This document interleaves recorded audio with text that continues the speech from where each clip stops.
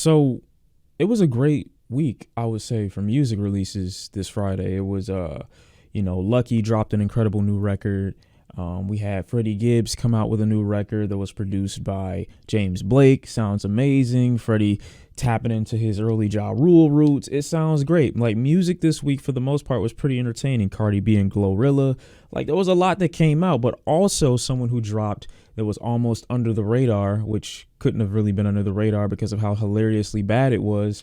DaBaby with Baby on Baby 2. It was the drop that no one knew was coming, and also no one asked for and no one needed. It very much so felt like an invasion of privacy. Very much so felt like DaBaby coming into a music week where, niggas like me who were, exclusively waiting on Lucky, were kind of bombarded with these terrible beats and awful mixing and random clout chasing bars. Now, originally I was gonna make a video on DaBaby when I heard about that 500 ticket sales thing, or not being able to sell out 500 tickets. Like, a lot of people looked at that as an indication of him falling off incredibly, which to an extent might be the case, but I wasn't ready to jump out the window just yet, because I knew that there was still probably some possibility that he could, reel us back in with something musically. But after hearing this most recent record, I've lost legitimately all hope for DaBaby and any musical endeavors that he's got in the future. This dude is trash. Like, there is no redeeming quality about this record. Not the beats, not the selection of the beats, not the mixing. I don't know who he hired as engineers, who he hired as producers. I don't know what he had going on. I don't know what he was going through when he put this out, when he recorded this. And DaBaby isn't like Roddy Ricch, in the sense that when Roddy Ricch started to have his bit of a fall from grace and people were interested less in his music, maybe because he was becoming a bit too formulaic, or maybe his beat selection wasn't up to par, Roddy Ricch still has a saving grace. Roddy Ricch still has potential. He still has a skill set to work with. Whether you think that's the melodies within his raps, whether you think that's the raps themselves, whether you think that his flows are great, he's got something to work with. DaBaby, like, this dude is a walking garbage can, like a pile of dung. But there were two big issues that I had with DaBaby on Baby 2. And it wasn't necessarily that he was so garbage, which he is. It was two things.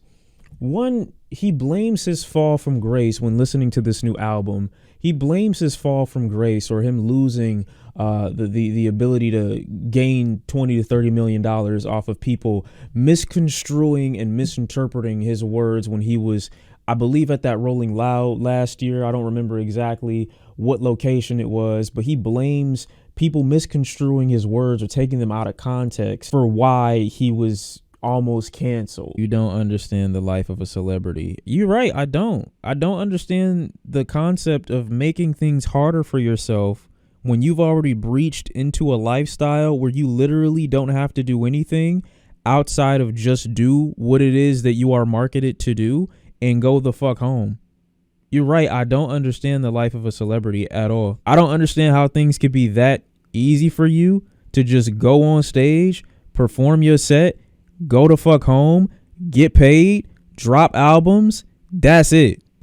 You're right. I don't get the life of a celebrity at fucking all. And it was very much so giving me like this victim mentality. Like, I got on stage unprovoked, said something about a group of people that I might not know shit about, which is fine. We all sometimes speak ignorantly, but to such a large demographic, I'm only saying that's fine pretty much because I know a lot of y'all niggas say some crazy shit behind closed doors that if niggas exposed you for, you'd be like, oh my God, I've changed, even though it was a week ago. I'm not in control of people's beliefs behind doors. I can't control what people say about certain people in private settings. But what you say in the public, you shouldn't be surprised has a public reaction.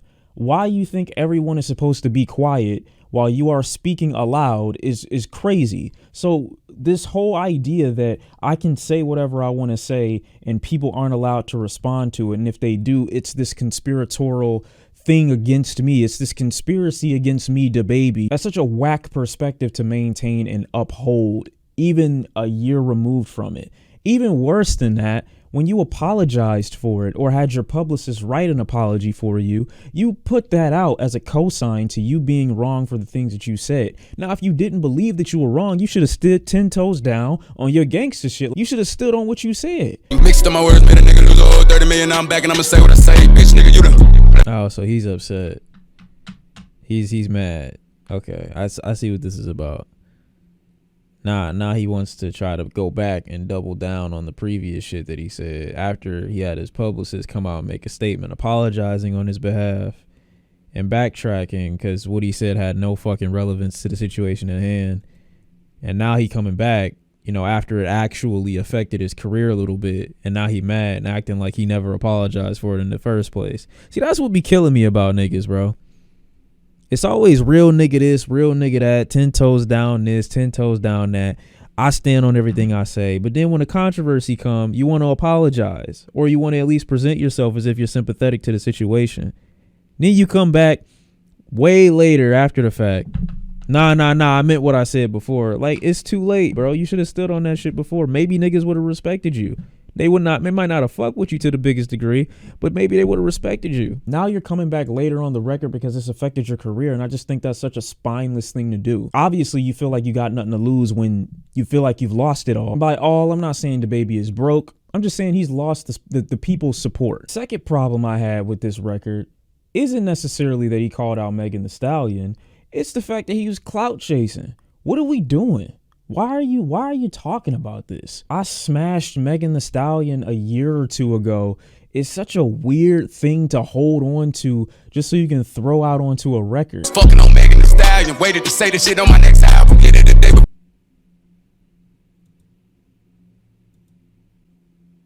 I'm lost.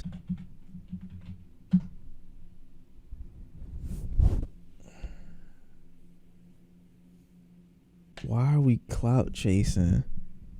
Why are we clout chasing at 30? Like, I don't care if it's true or not. I really don't care. Why are you telling me this? But like, the hook game weak, bro. For you to, like, if that's gonna be your signature, if you gonna expose, quote unquote expose Megan Thee Stallion on this track, like, you gotta have a great record. It's not enough just to have shade room level gossip in your rap song as a 30-year-old man and then be like, oh my god, this gonna get him. Everyone is better than the shade room. Like, literally, you have to be like bottom of the barrel of trying to expose someone for me to say that you're being worse or at the level of the shade room. And I mentioned my issues with DaBaby a year or two ago when he started getting into these altercations with people and he started smacking bitches up and he started smacking the fuck out of nigga. Like, I mentioned those issues because I knew long term for a career it's not going to be a good building block because people can revert back to it and call you violent, aggressive. But I held out a little hope because musically you weren't too far gone.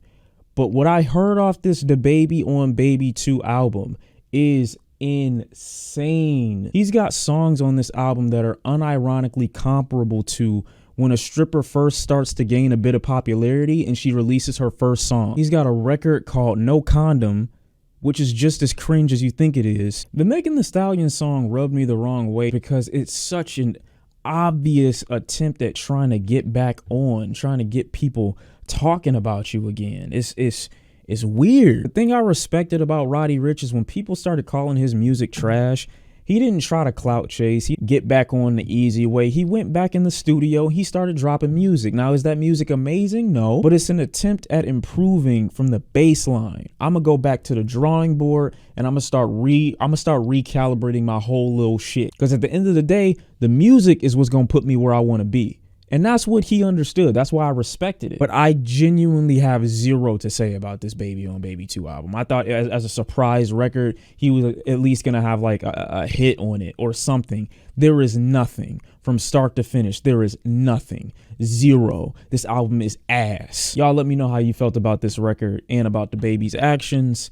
Let me know if you think that there's any hope for his music, because I don't see it. I see zero value. Holy shit. Yes, I know me and them not the same. I go to hell, go to jail by my game. This the song, like, yo, this high key sound like the songs that like strippers be making when they trying to break into the music industry. Like this be the song that they release. But we said we were never gonna change. Please change. Sell out, change. Drop all your old niggas. Find a new group. He switched the flow. No.